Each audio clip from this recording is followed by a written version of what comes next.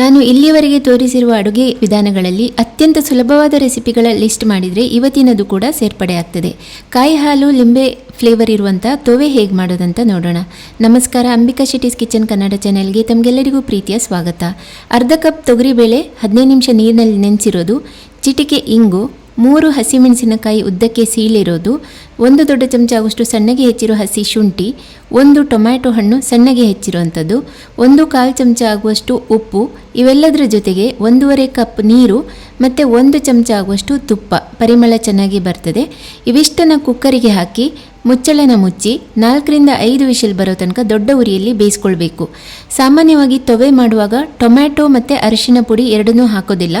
ಇವತ್ತಿನ ತೊವೆಗೆ ನಾನು ಅರಿಶಿನ ಪುಡಿ ಹಾಕಿಲ್ಲ, ಆದರೆ ಒಂದೇ 1 ಟೊಮ್ಯಾಟೊ ಹಣ್ಣನ್ನು ಸಣ್ಣಗೆ ಹೆಚ್ಚಿ ಹಾಕಿದ್ದೇನೆ. ಚೆನ್ನಾಗಿರ್ತದೆ, ಮಾಡಿ ನೋಡಿ.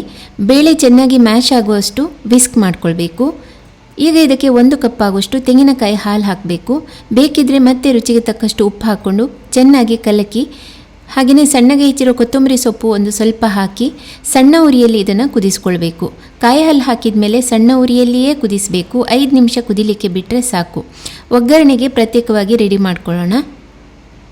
ಒಗ್ಗರಣೆಗೆ ತೆಂಗಿನೆಣ್ಣೆ ಅಥವಾ ತುಪ್ಪದಲ್ಲಿ ಕೊಡ್ಬೋದು. 1 ಚಮಚ ತುಪ್ಪ ಹಾಕಿದ್ದೇನೆ ಇಲ್ಲಿ.